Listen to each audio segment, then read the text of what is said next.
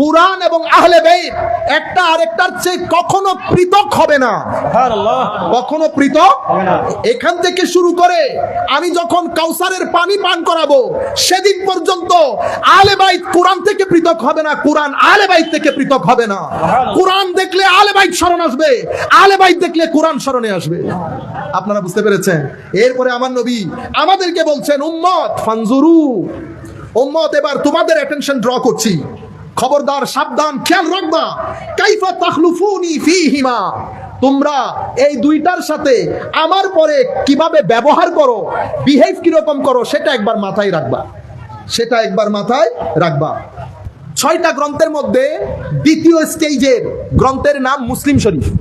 সেই কিতাবের মধ্যে হযরতে যায়েদ বিন আরকাম রাদিয়াল্লাহু তাআলা আনহু উনি বলছেন, কামা রাসূলুল্লাহি সাল্লাল্লাহু আলাইহি, সবাই একসাথে বলি, আমার নবী খুশি হয়ে যাবেন, সাল্লাল্লাহু আলাইহি ওয়াসাল্লাম, ইয়াওমান ফিনা খাতিবান বিমাইন ইউদআ খুম্মা, বিদায় হজ্জের ভাষণ সেরে আমার নবী মদিনা শরীফের দিকে আসতেছেন। তো তখন তো আর ফ্লাইট আর কার ছিল না, বুম করে চলে আসবেন, হাঁটতে হাঁটতে এই গরমের মধ্যে। হায় হায়, কত কষ্ট করেছেন আমার নবী, সাহাবায়ে কেরাম আসতেছেন, হায় রে হায়। খুম নামক একটা জায়গার মধ্যে তাবু গেড়ে, বাইনা মক্কা ওয়াল মদিনা, মক্কা মদিনার মাঝখানে, সেখানে আমার নবী দাঁড়ালেন, দাঁড়িয়ে আমার নবী বক্তব্য দিলেন। তাইলে একটা বক্তব্য বিদায় হজ্জের ভাষণে দিয়েছেন, আরেক বক্তব্য এই জায়গার মধ্যে এসে দিচ্ছেন। কেন? কারণ হজ্জের মাস, আমার নবী দুনিয়া থেকে চলে যাবেন রবিউল আউয়াল মাসে। হজ আর রবিউল আউয়াল মাসের মাঝখানে দূরত্ব কতটুকুন? জিলহজ, মুহররম, সফর, রবিউল আউয়াল। তাইলে আমার নবী যদি এই বক্তব্য জিলহজের শেষ সপ্তাহে দান করেন, তো জিলহজের শেষ সপ্তাহ, মুহররম সফরের 8 সপ্তাহ, 9 সপ্তাহ, রবিউল আউয়ালের দ্বিতীয় সপ্তাহ, মানে এই বক্তব্যের 13-14তম সপ্তাহে আমার নবী দুনিয়া থেকে চলে গেছেন। তাইলে আমার নবী চাচ্ছেন আমার নবী যাওয়ার আগে আগে উম্মতকে যেন গুরুত্বপূর্ণ ডাইরেকশনগুলো দিয়ে যেতে পারে। আমার নবী কি বললেন? ফাহামিদাল্লাহ ওয়া আথনা আলাই। আমরা যেমন বক্তব্য দিতে উঠলে আগে কি পড়ি? আলহামদুলিল্লাহ ওয়াসসালাতু ওয়াসসালামু আলা রাসূলিল্লাহ। এটা খুতবার আরকান। খুতবার কি? রুকন। খুতবার রুকন হচ্ছে আল্লাহর প্রশংসা থাকতে হবে, নবীর দরুদ থাকতে হবে। খুতবার রুকন আমার নবী আল্লাহর প্রশংসা করলেন, করার পরে আমার নবী উম্মতকে নসিহত করা শুরু করলেন। হায় হায় হায় হায়, আমার শিক্ষক দুনিয়া থেকে চলে যাবেন, আয় দেখা হলে বলতো, বেটা এটা করিও, এই কিতাব পড়িও, বেশি বেশি করে পড়বা, অমুক কিতাবটা বেশি পড়বা, কোরআন শরীফ তিলাওয়াত করবা। কেন? বুড়া হয়ে গেছে, উনি এখনো আছে, এখনো আছে, কিন্তু বয়স হয়ে গেছে তো মনে হচ্ছে চলে যাবে, বারবার নসিহতের মধ্যে থাকে। আমার নবী নসিহত করছেন, নসিহত করতে করতে সুম্মা কল, এরপরে কি বললেন? আমরা কি বলি? আম্মা বাদু বলি না? কেন বলি? আমার নবী শিখিয়েছেন। আমার নবী কি বলেছেন? আম্মা বাদ আলা আইয়ুহান নাস। আমার নবী লাখো সাহাবায়ে কেরামকে ডাক দিয়ে বললেন, হে মানুষ। 1-2 জন সাহাবী না তো, লক্ষাধিক সাহাবায়ে কেরাম আমার নবীর সাথে, সবাইকে সম্বোধন করে বলছেন, ফা ইন্নামা আনা বাশার ইউশিকু আন ইয়াতিয়া রাসূলু রাব্বি ফাউজিব। আমি মানুষ, যেই কোনো মুহূর্তে আমার কাছে মৃত্যুর জন্য দায়িত্বপ্রাপ্ত ফেরেশতা আসতে পারে, আমাকেও চলে যেতে হতে পারে। সুতরাং তোমরা ঘাবড়ে যেও না, তোমরা হেজিটেশন ফিল করিও না, ভয় করিও না, কোনো সংশয় নাই। আমি তোমাদের কাছে 2টি ভারী জিনিস রেখে যাচ্ছি। আনা তারিকুন ফিকুম সাকালাইন। কোরআনে পাকের মধ্যে কোরআনকে বলেছে সাকল, ভারী, আর হাদিসের মধ্যে আমার নবী আহলে বাইতকে বলেছেন ভারী। 2টা ভারী জিনিস রেখে যাচ্ছি। একটা কি? আউয়ালুহুমা, কি বলেছে আমার নবী? তারিকুন ফিকুম সাকালাইন। আউয়ালুহুমা কিতাবুল্লাহ, প্রথম ভারী জিনিস এটা আল্লাহর কিতাব। ফিহিল হুদা ওয়ান নূর, এই কিতাবের মধ্যে, এই যে আমি এতক্ষণ নূরের কথা আপনাদেরকে বলছি, এটার মধ্যে হেদায়েতও আছে, নূরও আছে। নূর কেন? নূর আপনার কলবের খাদ্য। মোবাইল যেমন চার্জ না দিলে চলে না, কলবও তেমন নূরবিহীন চলতে পারে না। কলবের ভিতরে যদি নূর না থাকে ডিপ্রেস হবেন আপনি। নূর কোত্থেকে আসবে? কোরআন থেকে। নূর কোত্থেকে আসবে? আল্লাহর ওয়ালি উলামায়ে রাব্বানি সালেহিনদের সিনা থেকে। নূর কোত্থেকে আসবে? মাজারের জিয়ারত থেকে। নূর দরুদে পাক থেকে। নূর নামাজ থেকে। নূর মানুষকে সহযোগিতা করা থেকে। নূর মদিনায়ে মুনাওয়ারা থেকে। নূর কাবাতুল্লাহ থেকে। এগুলা নূরের সোর্স, নূরের। কিন্তু নূরের সেন্টার পয়েন্ট হচ্ছেন আমার নবী। এটা হচ্ছে মারকাজুন নূর। পুরা দুনিয়ার নূরের মার্কাজ হচ্ছেন আমার নবী। নূরের মার্কাজ আমার স্যাটেলাইটের মাধ্যমে। স্যাটেলাইট আছে সৈয়দ আহমদ শাহসিরি কোঠি, এটা স্যাটেলাইট। বাবা ভান্ডারী হযরত কেবলা কাবা, স্যাটেলাইট। এভাবে ফুজদারাত দরবার শরীফে শাহিদ আল্লামা সফিউর রহমান হাশিমি, স্যাটেলাইট। আমাদের হালি শহরে আপনাদের এখানে অসংখ্য আউলিয়ায়ে কেরাম শাহিদ আছে না? আমরা যে দরবারের সাথে সংশ্লিষ্ট, শাহজালাল ইয়েমেনি, শাহে আমানত, এরা স্যাটেলাইট। শাহ পরান, শাহ মখদুম, বদর শাহ, মিসকিন শাহ রহমতুল্লাহ আলাইহি, এরা হচ্ছেন স্যাটেলাইট। আপনি যাবেন, চার্জ হয়ে চলে আসবেন। ফিহিল হুদা ওয়ান নূর। এরপর আমার নবী ফাখুযু বিকিতাবিল্লাহ, তোমরা আল্লাহর কিতাবকে শক্ত করে ধরো। আল্লাহর ওয়াস্তামসিকু বে, আল্লাহর কিতাবকে শক্ত করে ধরো। মানে কি ধরে রাখতে বলেন নাই? কিতাব পড়া, কিতাব বুঝা, কিতাব অনুযায়ী আমল করা, সেই কিতাবকে মানুষের মধ্যে প্রচার করা। কারণ প্রচার যদি আপনারা করেন, হে মানুষ শুনো, অ্যাকশন অ্যাকশন, ডাইরেক্ট অ্যাকশন। যারা কোরআন মানে না তারা কাফের, বাতিল। বাংলার জমিনে তাদের কোনো স্থান নাই। ইন্না লিল্লাহ। স্টেজ থেকে নাই মাজান ভাই, আপনাকে দিয়ে এটা হবে না। এই জবান কোন নবীর ছিল না, এটা সাহাবায়ে কেরামেরও ছিল না। যদি সাহাবায়ে কেরাম সালফে সালেহিন উম্মতের জবান এমন হতো, ইরাক মিশরের জমিনে কোন নন মুসলিম বসবাস করতে পারতেন না। স্পেনের জমিনে কোন নন মুসলিম বসবাস করতে পারতেন না। আমরা যখন 1200 বছর পৃথিবী চালাচ্ছিলাম, তখন মিশর থেকে শুরু করে স্পেন, ফ্রান্স থেকে শুরু করে তুর্কি, তুর্কি থেকে শুরু করে আমাদের সিন্ধু প্রদেশ, সিন্ধু থেকে শুরু করে বাংলার জমিন, পুরা হিত্তা মুসলমানদের। এখানে কোন নন মুসলিম থাকতে পারতেন না। জবান আল্লাহর ওলিরা এটা ব্যবহার করেন নাই। সম্প্রীতির কথা বলেছেন, শান্তির কথা বলেছেন, ভালোর কথা বলেছেন, মানুষকে সহযোগিতার কথা বলেছেন। হেদায়েতের বাণী পৌঁছে দেওয়ার দায়িত্ব আমার। মানবেন কি মানবেন না সেই দায়িত্ব আপনার। আর হেদায়েতের মালিক আমার আল্লাহ। হেদায়েতের মালিক আমার আল্লাহ। সেই কারণে আমার নবী বলছেন, ইয়াসসিরু ওয়ালা তুআসসিরু, সহজ করে দাও, কঠিন করিও না। বাশশিরু ওয়ালা তুনাফফিরু, সুন্দর সুন্দর কথা বলো, মানুষের ভিতরে ঘৃণার সৃষ্টি করিও না। আজকে আমরা বসে বসে মাহফিলের নাম দিয়ে, এশকে রাসূলের নাম দিয়ে ঘৃণার বাজার গরম। ঘৃণার বাজার গরম। একই ভাই, দুই ভাইয়ের মধ্যে কোনো সম্পর্ক, একই সুন্নি, পাঠ হইতে হইতে 10 ভাগ। এও বলে এশকে রাসূল, এও বলে এশকে রাসূল, এও বলে এশকে রাসূল। যাই হোক, সম্মানিত উপস্থিতি, হাদিসের মধ্যে আমার নবী ইরশাদ করেছেন, তাইলে ফাহাসসা আলা কিতাবিল্লাহ ওয়া রাগ্গাবা ফি, কিতাব আল্লাহর কিতাবের প্রতি মানুষকে অনুপ্রাণিত করলেন, উৎসাহিত করলেন আমার নবী। সুম্মা ক, এরপরে কি বলেছেন? ও আহলু বাইতি, আমি দুইটা ভারী জিনিস রেখে যাচ্ছি। কিতাবুল্লাহর কথা বলার পরে আমার নবী বলছেন, আমি আমার আহলে বাইত রেখে যাচ্ছি। এরপরে কি দেখেন?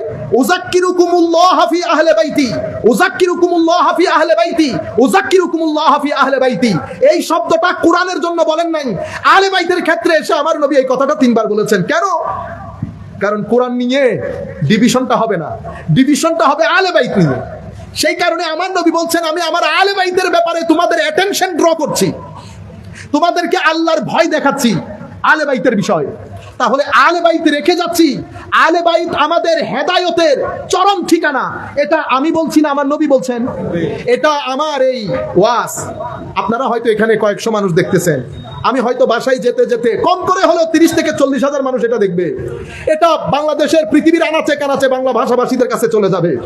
এটা আমার সব ভাই, কওমি ঘরানার ভাই হোক, লামাজহাবি ভাই হোক, সবাই মুসলিম শরীফ পড়েন, এই হাদিসটাও পড়েন।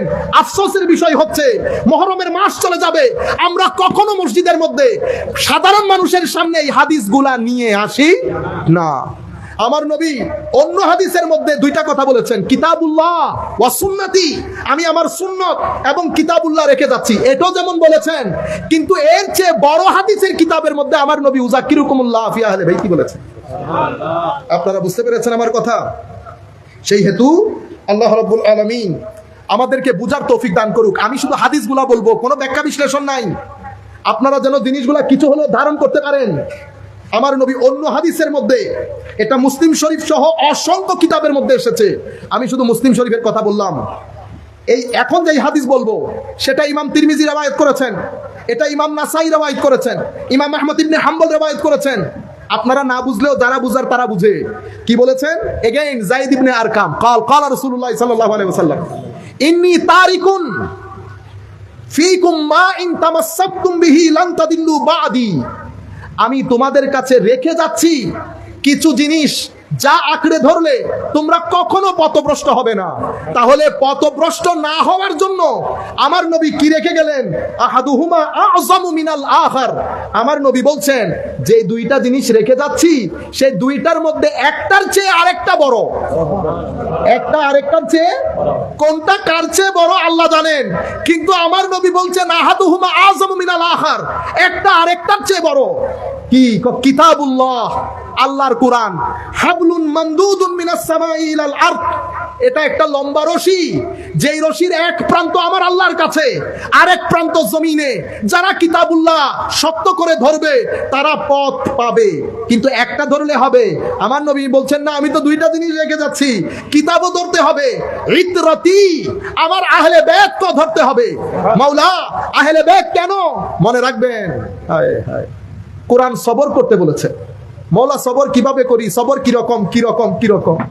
ইমামে হুসাইন কারবালার প্রান্তরে দেখিয়েছে সবর বলে কাকে, সবর কেমনে ধরতে হয়। আমি আর ব্যাখ্যা বিশ্লেষণের মধ্যে যাচ্ছি না, তবে মনে রাখবেন আহলে বাইতের কথা বলছি যেহেতু শাহাদাতে কারবালার মাহফিল, সাহাবায়ে কেরামের সাথে বিয়াদবি করে নয়, বেয়াদবি করে নয়। আহলে বাইত যাদের কথা বলছেন ওনারা প্রত্যেকেই সাহাবিয়ে রাসূল, প্রত্যেকেই সাহাবিয়ে রাসূল সাল্লাল্লাহু আলাইহি ওয়াসাল্লাম। আমি এগুলার কথা বলে যাচ্ছি কারণ শাহাদাতে কারবালার মাহফিল, সম্মানিত উপস্থিতি। এরপরে আমার নবী বলছেন ওয়া ইতরাতি আহলু বাইতি, আরেকটা হচ্ছে আমার আহলে বাইত। এরপরে কি বলছেন? ওয়ালাই ইয়াতাফাররাকা হাত্তা ইয়ারিদা আলাইয়াল হাউদা। কুরআন এবং আহলে বাইত একটা আরেকটার চেয়ে কখনো পৃথক হবে না, সুবহানাল্লাহ, কখনো পৃথক হবে না। এখান থেকে শুরু করে আমি যখন কাউসারের পানি পান করাবো সেদিন পর্যন্ত আহলে বাইত কুরআন থেকে পৃথক হবে না, কুরআন আহলে বাইত থেকে পৃথক হবে না। কুরআন দেখলে আহলে বাইত স্মরণ আসবে, আহলে বাইত দেখলে কুরআন স্মরণে আসবে। আপনারা বুঝতে পেরেছেন? এরপরে আমার নবী আমাদেরকে বলছেন উম্মত ফানজুরু, উম্মত এবার তোমাদের অ্যাটেনশন ড্র করছি, খবরদার, সাবধান, খেয়াল রাখবা। কাইফা তাখলুফুনি ফীহিমা, তোমরা এই দুইটার সাথে আমার পরে কিভাবে ব্যবহার করো, বিহেভ কিরকম করো, সেটা একবার মাথায় রাখবা, সেটা একবার মাথায় রাখবা। আমরা আর দীর্ঘায়িত না করে কিছু হাদিস আপনারা জানেন, কিছু কোরআনের আয়াত, ইন্নামা ইউরিদুল্লাহু লিইউযহিবা আনকুমুর রিজসা আহলাল বাইত। হযরত এই হাদিস অসংখ্য জায়গায় অনেক ধরনের করে এসেছে। হযরতে আয়েশা সিদ্দিকা রাদিয়াল্লাহু তাআলা আনহা থেকে বর্ণিত। আবার বলা হচ্ছে এটা উম্মু সালামার ঘরে নাজিল হয়েছে এই আয়াত। আয়াত নাজিল হওয়ার পরে আমার নবী চাদরের মধ্যে চারজনকে ঢুকালেন, হযরত আলী, ফাতেমা, হাসান, হুসাইন, চারজনকে ঢুকিয়ে ফাজাল্লালাহু বিকিসাইন, চাদরের মধ্যে আমার নবী এই চারজনকে আবৃত করলেন। সুম্মা ক্বাল, অতঃপর বললেন আল্লাহুম্মা হাউলাই আহলু বাইতি, আল্লাহ এরাই আমার আহলে বাইত, ফাআযহিব আনহুমুর রিজসা ওয়া তাহহিরহুম তাতহীরা, তাদের থেকে সমস্ত নাপাকি দূর করে যেভাবে পবিত্র করা চাই তাদেরকে সেভাবে পবিত্র করে দেন। ক্বালাত উম্মু সালামা, আমাদের মা আজওয়াজে মুতাহহারা, আমার নবীর স্ত্রী হযরতে উম্মু সালামা বলেন ইয়া রাসূলুল্লাহ ওয়া আনা মাআহুম, ইয়া রাসূলুল্লাহ আমিও তো আহলে বাইত। আমার নবী বলছেন আনতি আলা মাকানিক ওয়া আনতি আলা খায়র, আমার নবী বলছেন উম্মু সালামা তুমি আহলে বাইত, তুমি তোমার জায়গায় সম্মানিত, তুমি তোমার জায়গায় অনেক মঙ্গল প্রাপ্ত, সেটা এক জায়গা আর এটা আরেক জায়গা, তোমার মকামও অনেক বুলন্দ, কিন্তু আমি আমার আহলে বাইতের কথা বলতে চাচ্ছি, আমি এই চারজনের কথা বলতে চাচ্ছি। বুঝতে পেরেছেন? এখন আমি এই চারজনের কথা বলতে গিয়ে উম্মু সালামাকে নিচে করতে পারবো না, বেয়াদবি হবে না? উম্মু সালামা কে? উম্মু সালামা আমার নবীর স্ত্রী। আমার নবীর স্ত্রীদের ব্যাপারে আমার আল্লাহর রায় কি? আমার আল্লাহর রায় হচ্ছে লাস্তুন্না কা আহাদিম মিনান নিসা ইনিত্তাকাইতুন, আমার নবীর স্ত্রীগণ পৃথিবীর অন্য কোন নারীদের মতো না, তাদের স্ট্যাটাস সমস্ত নারীদের চেয়ে উপরে। আফসোসের বিষয়, আহলে বাইত রাসূলের এই শান বর্ণনা করার সময় আমাদের মধ্যে এখন নতুন কালচার শুরু হয়েছে, আমরা ডিয়া মারি না, আমরা আহলে সুন্নাহ ওয়াল জামাত। সাহাবায়ে কেরামের মধ্যেও ঈমান, আহলে বাইত রাসূলের মধ্যেও ঈমান। এখানেও হায়া রাখতে হবে, এখানেও হায়া রাখতে হবে। কোনটাকে উপর নিচ করব না। উপর নিচ সেটা আল্লাহ আল্লাহ রাসূল করবেন, আমরা করব না। আমার নবী ইরশাদ করলেন, লা ইয়াদখুলু কালবা রাজুলিন আল ঈমানু, ঈমান কোন ব্যক্তির অন্তরে ততক্ষণ পর্যন্ত ঢুকবে না যতক্ষণ পর্যন্ত সেই ব্যক্তি ইউহিব্বাকুম, তোমাদেরকে মহব্বত না করবে, লিল্লাহি, আল্লাহর জন্য, ওয়ালি রাসূলিহি, তাদের রাসূলের জন্য, ওয়ালি কারাবাতি, এবং আমার নিকট আত্মীয় হওয়ার কারণে যতক্ষণ তোমাদেরকে মহব্বত না করবে, ঈমান তাদের অন্তরে ঢুকবে না। এখন বুঝেন, মুহররম মাস চলে যাচ্ছে। আমি কিছুদিন আগে খবর পাইলাম আমাদের ভাইয়েরা সাহাবায়ে কেরামের আজমতের মাহফিল করতেছে 10 দিন। তো আমার ভাইয়েরা অনেক রেগে গেছে, হুজুর দেখছেন, আল্লাহ এটা হচ্ছে খারেজিয়তের আলামত। কিসের আলামত?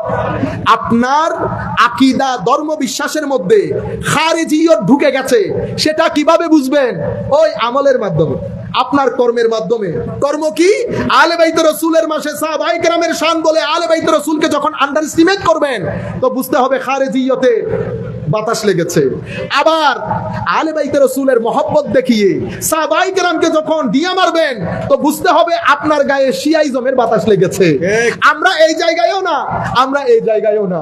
আমাদের ঈমান সাহাবায়ে কেরামের মধ্যেও, আমাদের ঈমান আহলে বাইতের মধ্যেও।